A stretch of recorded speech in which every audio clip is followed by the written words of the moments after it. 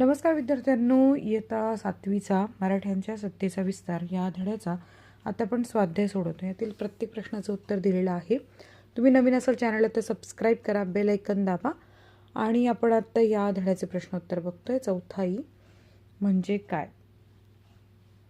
तर याचा अर्थ आहे, कोणत्याही सत्तेला अन्य प्रदेशातून महसुली उत्पन्नाच्या 1/4 भाग गोळा करण्याचा जो हक्क असतो त्याला चौथाई असे म्हणतात. सरदेशमुखी, कोणत्याही सत्तेला अन्य प्रदेशात जो महसूल जमा होतो त्या महसुलाच्या उत्पन्नाच्या 1/4 भाग वसूल करण्याच्या अधिकाराला सरदेशमुखी असे म्हणतात. एका शब्दात उत्तर लिहायचे. बाळाजी मूळचा कोकणातील या गावचा होता श्रीवर्धन.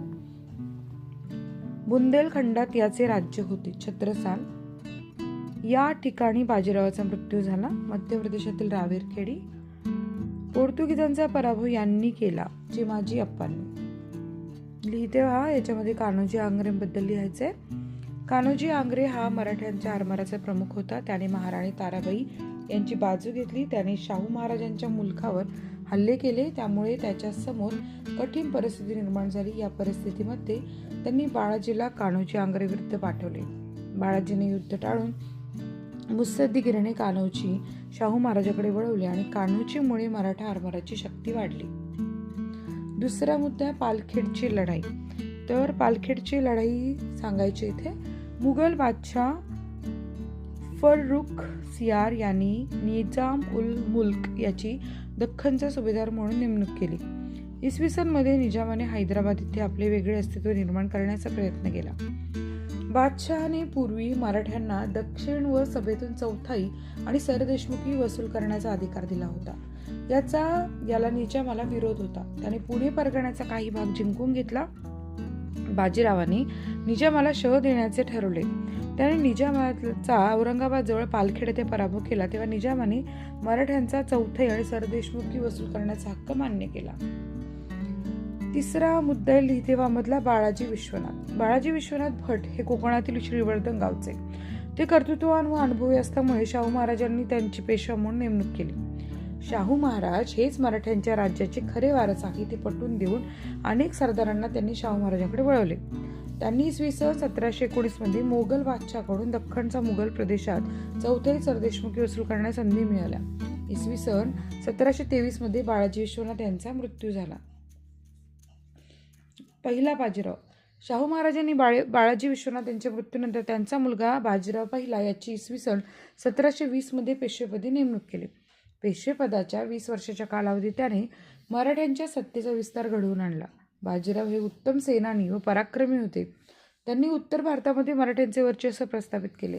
त्यांनी निजामाची पालखीच्या लढाईमध्ये पराभव करून मराठ्यांचा दख्खनच्या सुभ्यातून चौथाई सरदेशमुखाचा अधिकार मिळवला. चिमाजी अप्पाकडून पोर्तुगीजांचा प्रभाव करून वसईचा किल्ला जिंकून घेतला. नादिरशहाच्या आक्रमणाला तोंड देण्यासाठी उत्तरेकडे निघालेल्या पहिल्या बाजीरावाचा 1740 मध्ये नर्मदा काठी रावेरखेड येथे मृत्यू झाला. कारणे लिहा.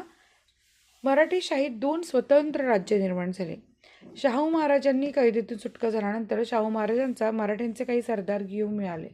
परंतु महाराणी ताराबाईंनी शाहू महाराजांच्या छत्रपती पदावरील हक्क मान्य केला नाही. पुणे जिल्ह्यातील भीमा नदीच्या काठी खेड येथे शाहू महाराज आणि महाराणी ताराबाई यांच्या सैन्यामध्ये लढाई झाली. या लढाईत शाहू महाराजांचा विजय झाला. यांनी सातारा जिंकून घेतली. स्वतःच राज्याभिषेक करून घेतला. सातारा ही मराठ्यांच्या राज्याची राजधानी झाली. काही काळ शाहू महाराज महाराणी ताराबाई यांच्यातील विरोध चालू राहिला. इसवी सन 1710 मध्ये महाराणी ताराबाईंनी पन्हाळगडावर आपला अल्पवयीन मुलगा शिवाजी दुसरा या छत्रपती म्हणून घोषित केले. तेव्हापासून मराठीशाही साताऱ्याच्या राज्यात खेळीत कोल्हापूर स्वतंत्र राज्य अस्तित्वात आले. दुसरा प्रश्न आहे, आझमशहाने छत्रपती शाहू महाराजांची कैदेतून सुटका केली. औरंगजेबच्या मृत्यूनंतर त्याच्या मुलांमध्ये दिल्लीच्या गादीसाठी संघर्ष सुरू झाला होता. शहाजादा आझमशहा दीक्षिणेत होता. बादशाही तख्त हस्तगत करण्यासाठी तो त्वरेने दिल्लीला निघाला. राजपुत्र शाहूच्या ताब्यात होता. शाहू महाराजांच्या कैदेतून सोडल्यास महाराणी ताराबाई व शाहू महाराज यांच्यात छत्रपतीच्या गादीसाठी कलह होईल आणि मराठ्यांचे सामर्थ्य खच्ची होईल असे त्याला वाटले. म्हणून त्याने शाहू महाराजांची सुटका केली.